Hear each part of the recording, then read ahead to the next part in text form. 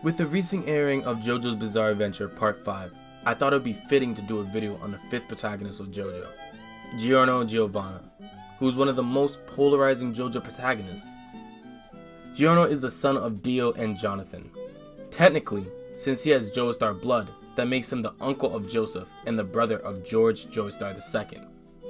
This whole concept of Giorgio is actually very intriguing setup for his character. At times, he has a good heart similar to Jonathan, but at other times, he is merciless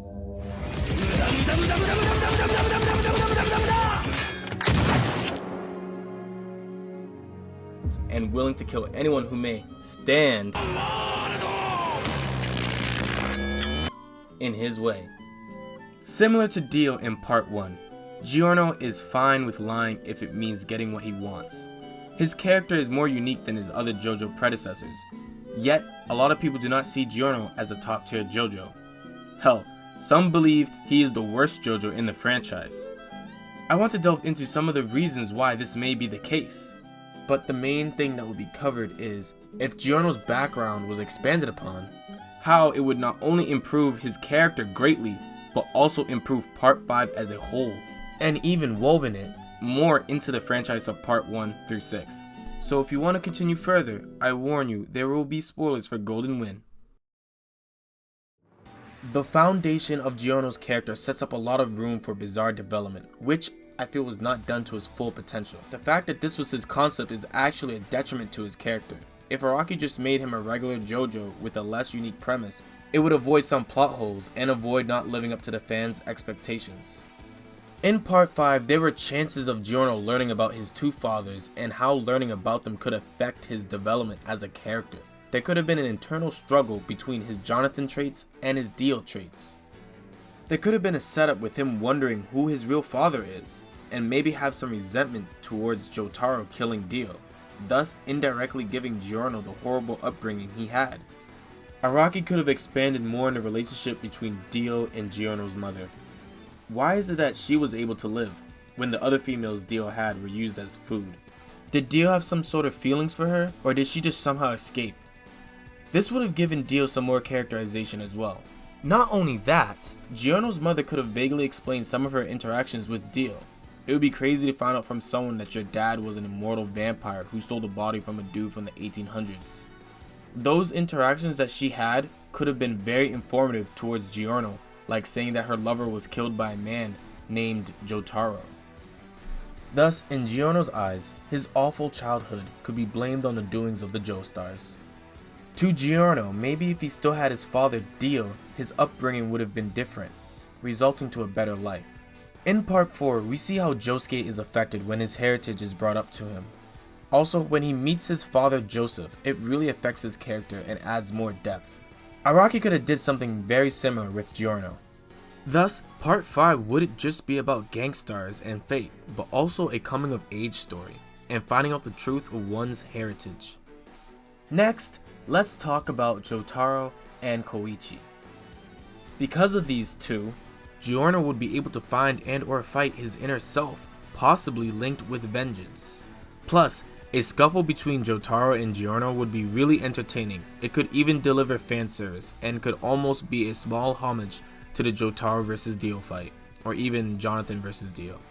It would make more sense for Jotaro to visit Italy because Koichi and Giorno stumbled upon the arrow, which was a part of the reason why Jotaro was in Part 4. Also, if Polnareff was invested into the arrow and the villain of this part, I don't see why Jotaro wouldn't be as well.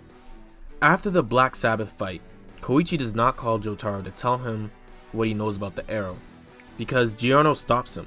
This scene may have bothered people because this could have been a way for Jotaro to investigate Giorno deeper and hunt down the arrows in Italy. This would link Jotaro more fully into the beginning of Part 5, to eventually realize Giorno is a good guy and then head back to Japan, instead of just being on the phone like he was in the middle of Part 4. But before leaving, Jotaro could also explain to Giorno that they are technically related through blood, because Dio impregnated Giorno's mother with Jonathan's body. Okay, side note, this will be a minor Part 6 spoiler, so I'd say skip to this time if you don't want to be spoiled. Giorno, knowing his heritage, could have tied part 5 into part 6 because this would give good reason for him to leave Italy to help Jotaro and Jolyne, because technically they are his family members. And also fix that plot hole of Pucci gathering Dio's sons, and then tease Giorno just for him to never show up. Here I'm waiting for this to show up, and I'm just left here with my dick in my hands and blue balls. That how would Giorno react to finding out his brothers? How would that affect his character? This whole plot point made me dumb angry. Oh, and then you're gonna hear the fans say, "Oh, but Golden Space Rex was too powerful. He's gonna watch out Pucci." You know what? That Araki did not have to make Requiem permanent. He could have made that temporary. But no, Giorno has to be permanent. Let me calm down. Why I'm not a big fan of Giorno having brothers is also because it takes away from his character. It makes him less unique. These are things that could have been expanded on, but they never were. Considering the hypotheticals I stated earlier, if Giorno was used in part 6, we could have seen if he would fight against his brothers or alongside his brothers. It would have been a final test to really know where does Giorno stand with Dio and Pucci or the Joestars. Also, would he want to learn more about Dio from Pucci? Critically thinking though, Giorno would side with the Joestars because of the bond he formed with Jotaro. This would really showcase his development and maturity that has crossed over from part 5. It's not like Araki hasn't done something like this before. For example, Koichi in the beginning of part 4 was meek and dubious with no backbone, but near the end of part 4 he developed into a strong, reliable, confident character. We also see his development from Diamond Unbreakable cross over to part 5. When Giorno stole his money, Koichi didn't let him get away. He pursued him, showing his tenacity and adversity. The biggest possible downside of Giorno being in part 6 is that he might take the spotlight from Jolyne because of the connection to Pucci and his brothers.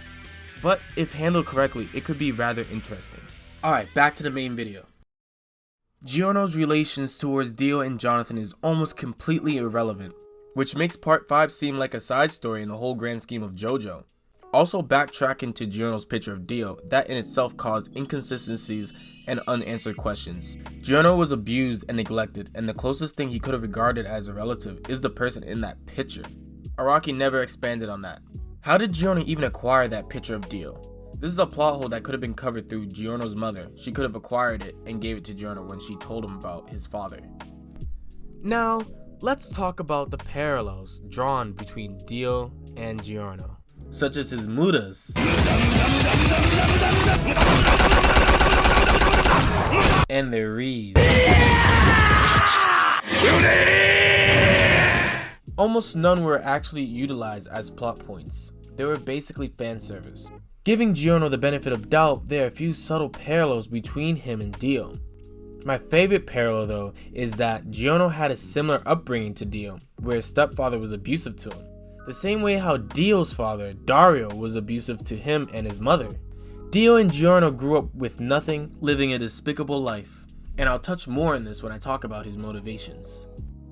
Now, the 3 scenarios I mentioned earlier with Jotaro, Koichi, and Giorno's mother are not the only ways Giorno's heritage can be built into the plot in his character. One of the other ways that could have brought some self-revelation to Giorno would have been through Polnareff. The reason why this didn't work is because there's not enough downtime, which is one of my problems with part 5 as a whole. Downtime is one of the key components besides backstories that can really flesh out characters. Throughout part 5, we have only got a few moments of downtime because the main cast is constantly being attacked with very short relaxing moments, such as when the gang is conversing among themselves and hanging out. This is a problem because right when Polnareff showed up, he was immediately attacked by Diavolo. There was barely any time for Giorno and Polnareff to actually interact as characters without outside forces interrupting. This would have been a great opportunity to flesh out Polnareff's character more, especially since we haven't seen him since part 3. But instead they turned him into a turtle. Why?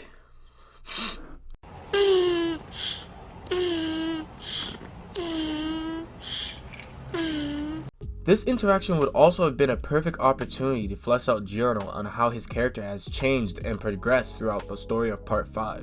Polnareff could have had a conversation about how he fought Dio in the past, but the only thing Polnareff had time to talk about was the boss and the arrows. If there was more downtime, this conversation could have segued to Dio and Diavolo. Because Diavolo went to Egypt in 1986, which is the same time Dio was in Egypt during part 3. And according to Araki's Stan law, within the JoJo universe, Stan users attract Stan users, which means Diavolo should have met Dio at some point in part 3. Diavolo even had an encounter with Enya, the lady with the 2 right hands, so Dio and Diavolo meeting in the past would have been very plausible. Also, Polnareff got too close to figuring out Diavolo's identity because of the arrow, which he knew about because of his altercations with Dio in the past. Continuing the fact that Diavolo somehow met Dio, anyone that had a relation to Dio would have an easier chance at finding out his identity, which we all know Diavolo wants to avoid at all costs. This would have tied the boss closer to Giorno, making him more of a priority to kill alongside Trish. Since eventually Diavolo would find out that Giorno is Dio's son, this would give more motivation for Giorno to figure out the boss's identity, because Giorno would be able to confront Diavolo to learn more about Dio, which would help make Giorno more of a main front character instead of Bruno, who is a character that a lot of the fans said felt more like the main protagonist. The main Jojo from part 5, Bruno Bucciolati. This is one of the crucial elements that could have been added because Giorno lacks a strong founded motivation. One may argue that most of Giorno's motivation can be outlined as, I have had good things done to me behind the scenes while I had nothing. I'd do the same things for those who also have nothing. And this really helps convey his responses to various antagonists. As in a lot of the fights, Giorno is helping others by devising a plan in the background, then assists in the fight from afar like he did in Talking Head and Clash. This in a way also expresses his difference between Dio and his similarities with Jonathan, because Dio also had nothing but the Joestars still did kind deeds for him, but yet he tried to exploit their kindness. On the other hand, Giorno tries to give back to those in his areas who had nothing. He seeks out the good. The Mafia of Passione is doing atrocious things to the people in Italy with the drugs, so he will exploit them in search of taking control, just like Dio. But it is polarized because he is doing the equivalent thing as Dio did with the Joestars, but instead is for the betterment of others. Though even with this, the drug situation doesn't relate to Giorno as well as it does for Bruno.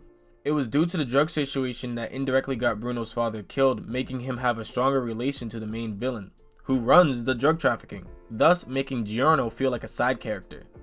Even with all this, there is something unique about Giorno, and it's because he's the first proactive JoJo in his prospective part. This aspect sets him apart from his predecessors because they were all reactive. Jonathan reacted to Dio becoming a vampire, Joseph reacted to the Pillar Man being awakened, Jotaro reacted to his mother getting sick because of the resurgence of Dio, and Josuke was reactive to the murder of his friend Shigechi. But Giorno, on the other hand, has a dream. Usually after the JoJos beat the final boss, they go back to their normal lives. But for Giorno, besting the boss isn't technically the end of his goal.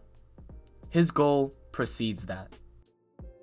Another scenario that could possibly fit into Giorno's self-actualization is using Abakio's stand, Moody Blues, to go back in time to see the history of Dio and Jonathan. This one is less likely because it wouldn't fit into part 5 as it would sidetrack too much from Italy and possibly ruin the formula part 5 established. Because the events of Phantom Blood happened in England and Moody Blues would have to be in the same era of the events to rewind to the past. I really like Moody Blues, so I thought I'd add this in here as a fun hypothetical, but we're gonna move on from that.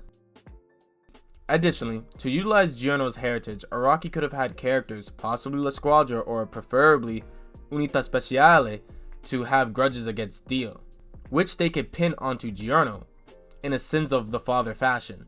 This tactic could have added more depth to some of the antagonists where a lot of them were just there to attack the main group because of orders.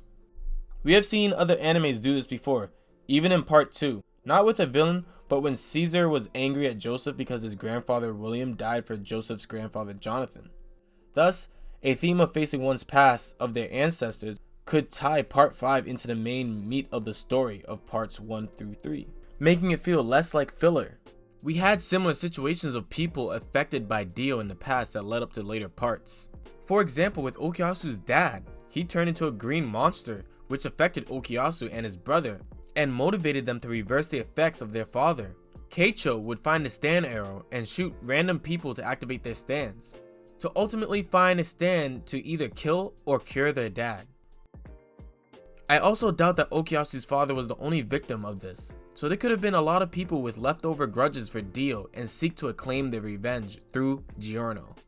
This would also give more weight to Giorno's character because now he would be forced to clean up some of the mess left behind from his father, which could portray character growth.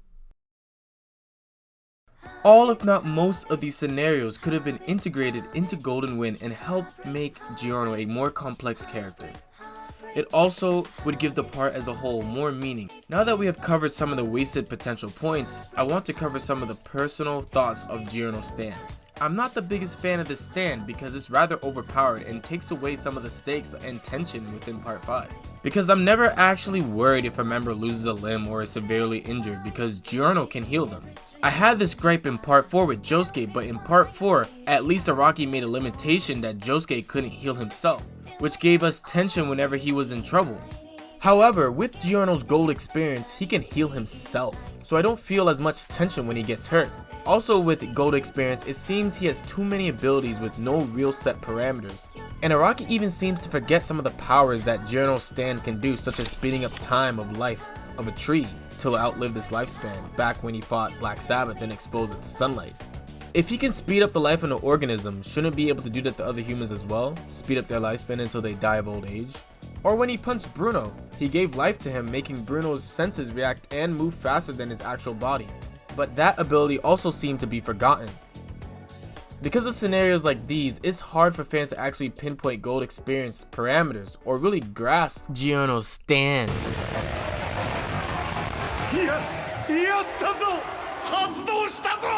And we haven't even touched on gold experience Requiem. The last gripe that people tend to have with Giorno is that he seems way too smart and it's like he knows everything. With that said, I want to clarify that I don't hate Giorno. It's just that I was disappointed because the second I found out he was Dio's son, my interest escalated, which hooked me into part 5. Learning that made me extremely excited to find out how Araki was going to handle him. But when I was nearing the middle of part 5, I kept anticipating and waiting for something golden within Giorno's character to really shine, and it just never happened. Which is why, in hindsight, it would have been better if I saw part 5 and Giorno for what it was and not for what it could have been. I would have enjoyed them a lot more. So what are your thoughts on Giorno? Is he your favorite JoJo or your least favorite? Do you think Araki could have done more with him? Do you feel Giorno was wasted potential? Let me know in the comments. And thank you guys for watching. Arrivederci.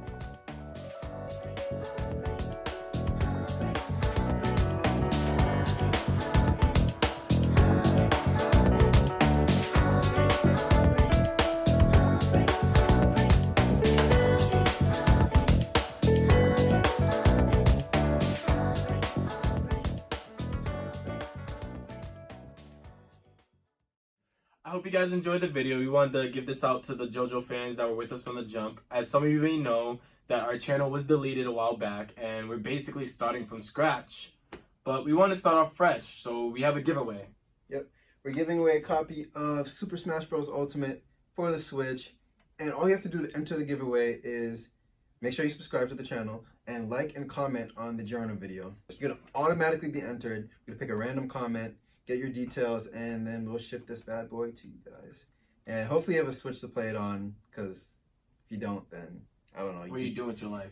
What are you doing with your life? I don't have a Switch. Why don't you have a Switch? He doesn't have a Switch because he's a scrub. And this shit's still in the plastic. Y'all see that? Y'all see that? You could be a winner. Oh shit.